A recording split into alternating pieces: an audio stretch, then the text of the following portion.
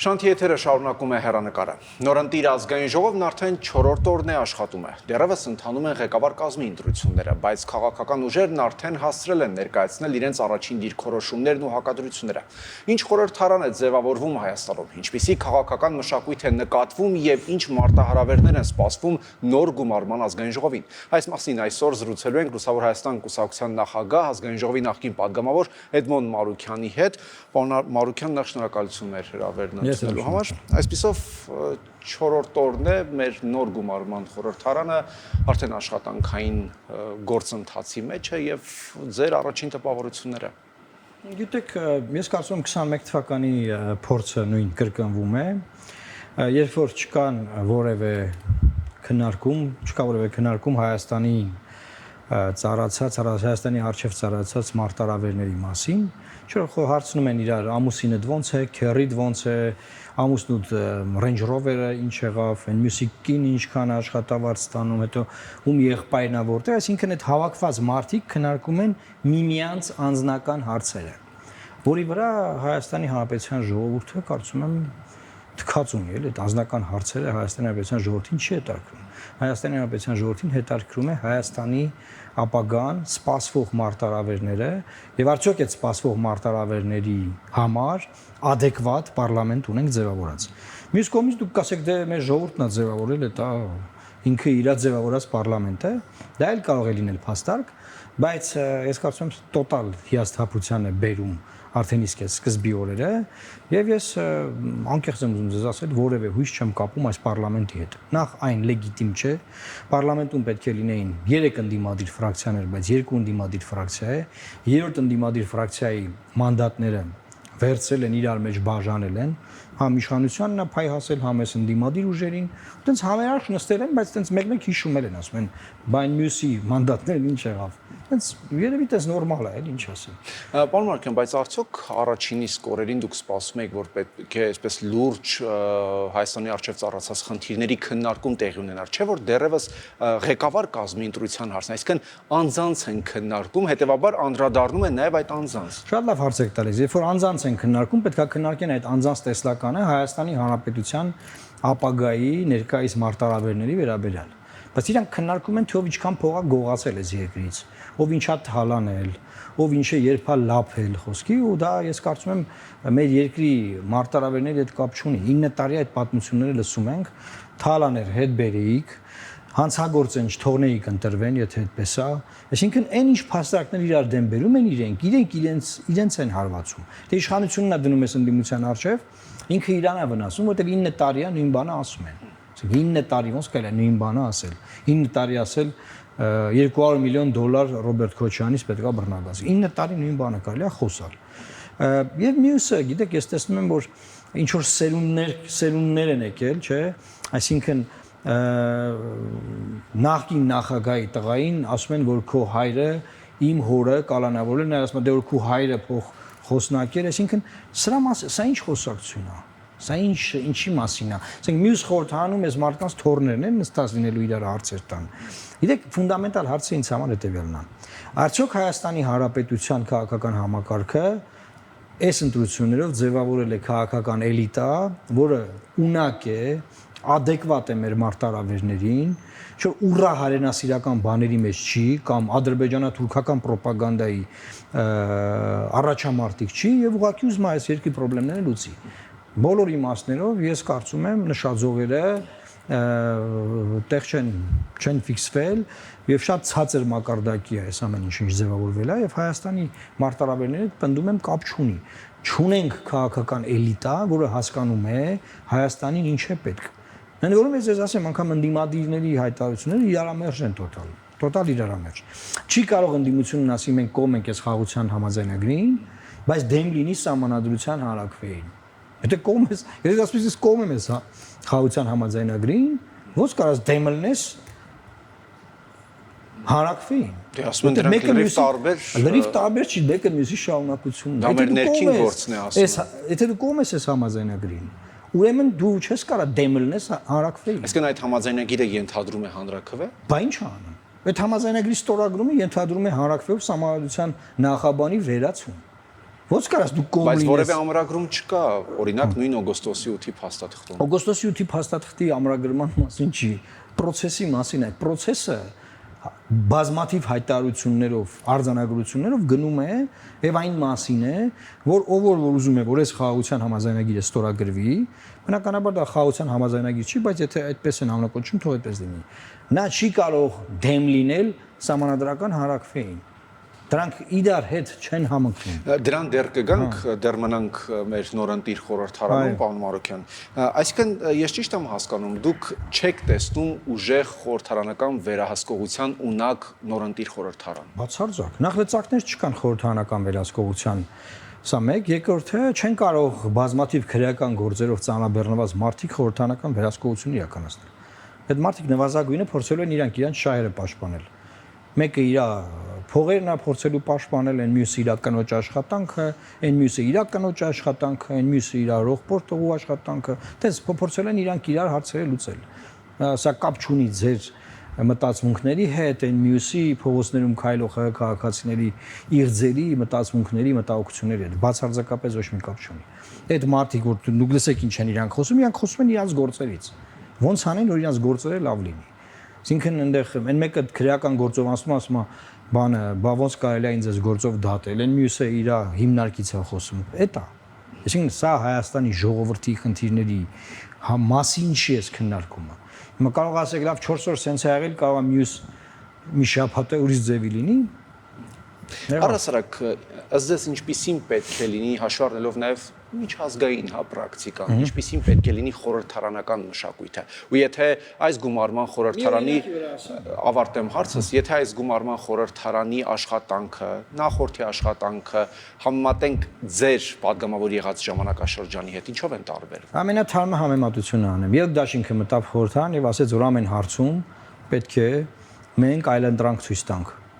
Ազգային ժողովի նախագահի տեխնացու են առաջադրել։ Հանրապետության նախագահի տեխնացու են առաջադրել։ Ուժ, որը ցանկանում էր իշխանությունը վերցնի, կա իշխանության, բայց պարտվել է դարձել անդիմություն, ամեն դեպքում պետք է իր այլընտրանքները ներկայացնել։ Բայց ինչ փոխվեց, որ առաջադրեցիք։ Ցույց տվեցինք մեր տեխնացուի առաջադրելով եւ մեր դեսլական ներկայացնելով, թե մենք ինչպիսի ազգային ժողով ենք ուզում ունենանք։ Հիմա իշխանությունը առաջադրել է մի տեխնացու աժնախագահի, այդ մի տեխնացուն ընտրվել է, օպոզիցիան տեխնացու չունի։ Այսինքն չկա իրանց կողմից տեսլական, որը կարելի է ներկայացնել տեխնացու առաջադրելու միջոցով։ Դե գուցե գիտեմ, որ ժամավաճառություն կլիներ, եթե ժամավաճառություն չի, հենց ժամավաճառությունը քերուց հարցեր տալու մասին է։ Range Rover-ից խոսալն է ժամավաճառություն, ասենք, ու էլի այտենց հիմնարկից հետ խոսալն է ժամավաճառություն։ Ասեն չէ, իրանք իզեւի խորհրդարան էին պատկերացնում, որ հանկարծ որ իշխանություն լինեին։ Կարող է ԿՊ-ները ընտրել, օրինակ ազգային ժողովի նախագահ իրանց թիմից, ասում էր թող հակակշիռներ լինի։ Փորձեին։ Պարոն Մարոկյան, իսկ այս խորհրդարանի գլխավոր մարտահրավերը ո՞րն է համարվում։ Օրինակ հիմա ընդդիմությունը դարձյալ ասում է, հեսա աշնանը հողեր են հանձնվելու,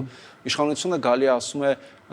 հեսա 300,000 ադրբեջանցի են գալու, ուր են այդ 300,000 ադրբեջանցիները։ Հայաստանի ընդդիմությունը վերջին 5, 6, 7, 8 տարիների ընթացքում ինչ անում, ասենք վիճակագրի դեր է տանում։ Այսինքն գիտի, որ այս ինչ տարածքում հող են հանձնելու, չէ։ Դրա մասին ասում է հանձնելուց առաջ, հանձնելու պահին ու հանձնելուց հետո։ Եղբայր դուք ուրիշ առաջարկ ունեք, ինչ եք դուք ուզում անեք։ Դուք հանձնելու բանն եք, թամադեն եք։ Դուք հանձնելու, ասենք, դամպահողն եք։ Ինչ է Հայաստանում հանձնվել, որ ընդդիմությունը դամ չի պահել այդ ընթացքում։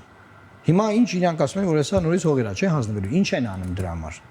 Ինչ են արել դրա համար, եկե իրանց քերիներից են հարցնում։ Իրանց Range Rover-ից են խոսում։ Իսկ ինչ պետք է անեն ըստ ձեզ։ Պետք է գործ անեն, ինչ պետք է։ Նախ շանս կար ընտրությունները հաղթելու, այդ շանսը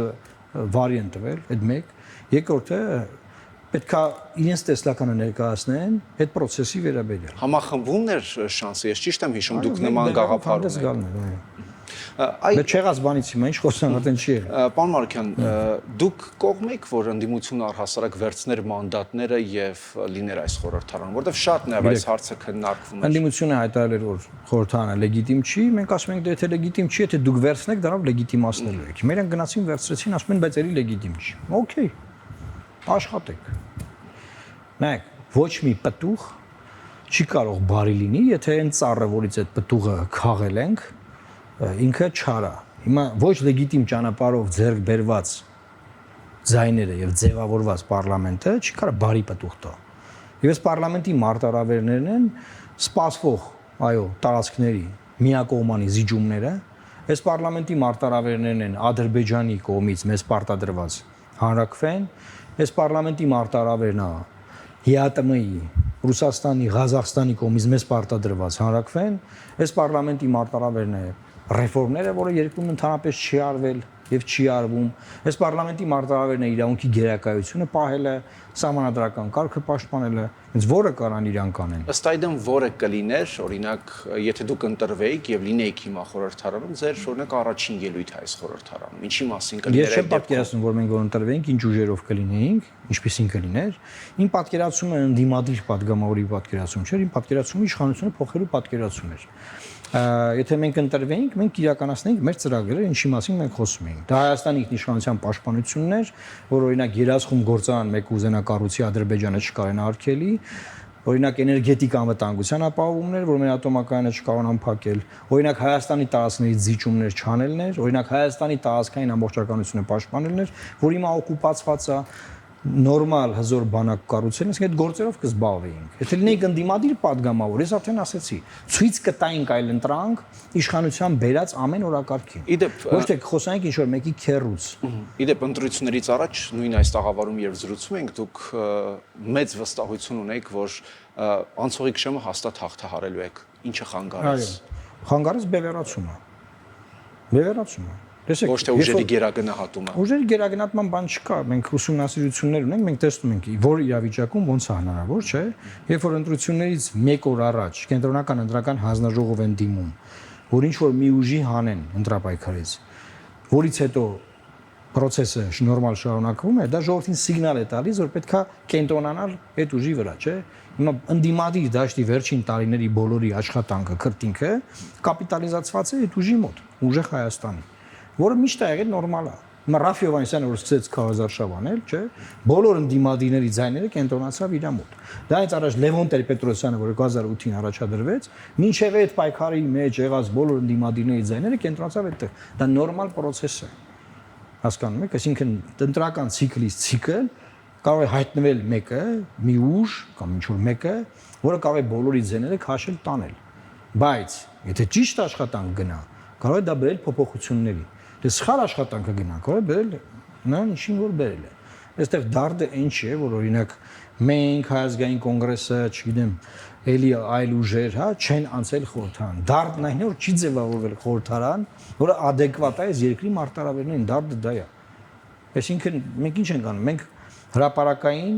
առաջարկ ենք անում, որ մենք պատրաստ ենք ծառայել SSS թեմաներով, սիրի ժողովուրդ։ Ժողովուրդը որոշում է, ուզում է որ մենք ծառայենք, մենք ծառայում ենք, չի ուզում մենք ծառայենք, չենք ծառայում, ծառայում են ուրիշները։ Հիմա այն ուրիշները, որ պետք գնացեն, որ ծառայեն, 4 օրվա գնահատականը դուք տվեցիք, ինչ ասեմ։ Դուրս գալով ընտրական եւ խորհրդարանական գործընթացներից, տեսեք, այս շրջանում Հայաստանին ուղված երկու տարբեր տեղերից հորդորներ կան հանրաքվե անցկացնելու։ Մի կողմից Ադրբեջանն է շարունակում պահանջել այդ երկրի նախագահի օգնական Հիկմեթ Հաջիևը վերջինը ասաց, որ պետք է սահմանադրության մեջ արտաքին գործերի նախարարը պետք է փոփոխություններ լինեն, դե սահմանադրության մեջ փոփոխությունները ենթադրում են հանրաքվե։ Մյուս կողմից ԵԱՏՄ անդամ երկրները, նաև իդեմս Ռուսաստանի նախագահի ասաց, որ պետք է հանրաքվե անցկացվի շուտապույտ ԵԱՏՄ թե ԻԵՄ։ Հիմա սրանք պետք է տարանջատված դիտարկել այս երկու հանրաքվեների հորդորները, թե ամեն դեպքում ինչ-որ մի կետում նրանք հատվում են։ Ես կարծում եմ, որ ցանկացած արտաքին պարտադրանք, որ մեզ պարտադրվում է, պետք է ուղարկել գրողի ծոցը։ Կապ չունի դա որ կողմից էլ, որովհետև Հայաստանի Հանրապետությունը չի կարող արտաքին պարտադրանքներով իր քաղաքականությունը կառուցել։ Այսինքն Ալիևի արտաքին պարտադրանքին մենք դեմ ենք։ Մենք դեմ ենք մեր սահմանադրությունը փոխել Ալիևի հրահանգներով, պատվերով, երեկել Հիկմեթ Հաջիևը Ալիևի օգնականը հայտարարել է, որ արդեն Հայաստանից ինքը իմպուլսներ է ստացել, որ այս process-ը սկսվում է։ Մենք ստեղ բան չգիտենք, ինքն է ասում, այսինքն Հաջիևն է ասում։ Նաև մենք դեմ ենք Ռուսաստանի եւ Ղազախստանի կողմից պահանջող նաեւ ԵԱՏՄ, մեծ երկու նախագահների հայտարարությունը, չէ՞ որքան որ հիշում եմ, պարտադրվող հանրաքվեի պահանջին։ որովհետև դա էլ է արտաքին պարտադրանք։ Մենք ցանկացած արտաքին պարտադրանքի ենք դեմ։ Հասկանում եք, որ Եվրոմիությունն էլ այդ պարտադրի ինչ որ հանրակրվե անել, դրան էլ ենք դեմ։ Այսինքն մենք մեր process-ներով պետքա գնանք։ Այլ բան է, որ հիմա մենք խնդիրներ ունենք շուկաներում, չէ՞։ Դա ուրիշ հարց է։ Այդտեղ կա բնականաբար ԵԱՏՄ-ի խնդիրները, ինչի, որովհետև մեր ապրանքները ոնց է մինչև այդ պատասխանում են, հիմա չի անպատասխանում։ Այսինքն որոշումը քաղաքական է կայացվել։ Տեխնիկական իմաստով վարչապետը արդարացրեց այդ որոշումը, օրինակ ձկների մասով։ Դες ես չեմ ուտում այդ ձուկը, որովհետև վատն է։ Որ ով կար այդ հարցը տենց լուծել։ Նայեք, կա ձուկ որ արտահանվում է, չէ՞։ Եվ փակելն չի արտահանվում։ Հիմա երկի վարչապետը պետք է հարցը լուծի, որ ձուկ արտահանի, հարցը լուծում ասում է՝ մի կերեք այդ ձուկ, այսինքն փակում է այդ բիզնեսը։ Հիմա այդ սահմանափակումները շարունակեն ԵԱՏՄ-ի վերջն է, թե ոչ սա, ըստ ով է ասի, վարչապետ Նիկոլ Փաշինյանը ասում է ԵԱՏՄ-ի վերջն է։ Որտեվ ԵԱՏՄ անդամ երկրի արչև նման սահմանափակումներ են դրվում։ Ուրեմն ես որ վարչապետը նաև ժամանակին հայտարարում էր, որ ինքը մի հատ լայվ կանի եւ Ադրբեջանի վերջը կլինի։ Ադրբեջանում ներքաղաքական եմ ուզում ասել։ Իմ գնահատականով ես չեմ կարող ասել, որ Հայաստանի ապրանքները, որ ԵԱՏՄ չեն գնում, ԵԱՏՄ-ի վերջն է։ Մեր բիզնեսներն են տուժում, անօրինական, ապօրինի, բնականաբար դրա հետևին կանգնած է մեր իշխանությունների ապիկար քաղաքականությունը, չէ՞, բայց տեխնիկական իմաստով է դա։ Քաղաքական իմաստով process-ներ կան, խնդիրներ կան։ Հիմա ընտրությունների ժամանակ խոսք է տվել Նիկոլ Փաշինյանը, որ գնալու է հունիսի կեսին այդ հարցը լուծի, չի լուծել։ Խոսք է տվել մարդկանց։ Խոսքը տվել է, ընտրել են, հարցը չի լուծել։ Եվ հարցը լուծում է ռետրոսպեկտիվ, ոնց ասում է ձուկը վատնա։ Մի կերեք ախպեր, ձուկը վատ։ Վաղը որ ԵԱՏՄ-ն բացել, չէ՞, ձուկը։ Ինչի՞ մեծ ձուկը ուտելու են, էլ այնտեղ թե չէ։ Մեր արտահանողները կանոնն են ձուկ արտահանել են, դեռ թե չէ, որտեվ արդեն երկրի ղեկավարը պաշտոնապես հայտարարել է, ինքը այդ ձուկը չի ուտում, որտեվ վատնա, խնդիրներ կա։ Այսինքն խնդիրը չի կարողանում լուծի մարդկանց, որ պետական բյուջե հարկեր են վճարվում, ինչ անում, սպանում է խնդիրը, վերացնում է։ Նույնը Ղարաբաղի հետ է տեղի ունեցել։ Եվ ցանկացած, այսինքն մեր Հայաստանի վերջին 9 տարվա մտածողությունը քաղաքականության էսպիսին է։ Ամեն ինչ գցել, ձեզ չպետք է գնալ հանրաքվեի որևէ կերպ։ Որևէ սահմանադրություն չպետք է փոխել եւ չպետք է նաեւ որոշել ԵԱՏՄ թե ԵՄ հարցնել ժողովրդին։ Ցանկացած արտագին պարտադրանք դա Հայաստանի ինքնիշխանության մասին չի։ Դա մենք պետք է նաեւ հասկանանք, դա մեզ պետք է թե ոչ։ Մի կողմ թողնենք մյուս հայտարարությունները։ Եթե իրանք չէին հասկանում, դա ինձ պետք է թե չէ։ Խորհրդանում ինչի է օրենք անցկացրին։ Նայեք, օրենք են անցկացրել, որը վերջում Ռուսաստանն ասում է կամ ԵԱՏՄ երկրին ասում են դեսա խնդրեմա մեր համար, գնացեք հանրաքվե արեք, վերջնական որոշեք։ Եթե վերջնական որոշում չունեիք, եթե այնտեղ չէիք պայմանավորել, որ պետք է մեզ ընդունեն, ինչի եք այդ օրենքը ընդունել։ Որ ինչ եք ասենք տնտեսությունը ասել նման խնդիրների։ Իսկ Ադրբեջանից հնչող հայտարարությունները։ Նույնը Ադրբեջանից հնչող հայտարարությունների վերաբերյալ Դրանք հակասում են օգոստոսի 8-ի 3-4 տարի ասում են, որ Հայաստանի Հանրապետության սահմանադրությունը փոխելու նախապայման Ադրբեջանը բանակցություններից առաջ չի ունեցել։ Ադրբեջանը 5 սկզբունքներ է ներկայացրել բանակցությունների համար, որի շուրջ մենք սկսել ենք բանակցությունները։ 5 սկզբունքների մեջ չի եղել Հայաստանի սահմանադրությունը փոխելու պահանջ։ Հայաստանի սահմանադրությունը ուտելու ընթացքում իշտահը բացվում, այլ ավելի ինտենսիվ։ Լեգիտիմության խնդիր ունի հիմա թե ոչ Հայաստանի Հանրապետության սահմանադրությունը ըստ ձեզ։ Հայաստանի Հանրապետության սահմանադրությունը ոնց կարող լեգիտիմության խնդիր ունենա։ Հայաստանի Հանրապետության սահմանադրությունը մեր սահմանադրությունն է։ Քանի որ նա համարվում է ընդունված, մենք դրան որովհետև ոչ միանշանակ է ընդունվում ընտրվելու գործընթացը։ Չէ, Ալիևը դա է հարցնում։ Այսինքն Ալիևի բարձրացած հարցը դրա վերաբերյալ չի։ Ուղղակի մեզ այտենց բան արվում, իշխանություններն ասում են դե քանի որ այն ժամանակ կեղծվել են ընտրությունները, դե երևի դա էլա կեղծվել բան, մեզ պետքա նոր սահմանություն, որ կեղծված չլինի։ Շատ լավ։ Թող այս տեքստը ոնց կա դնեն քվեարկության։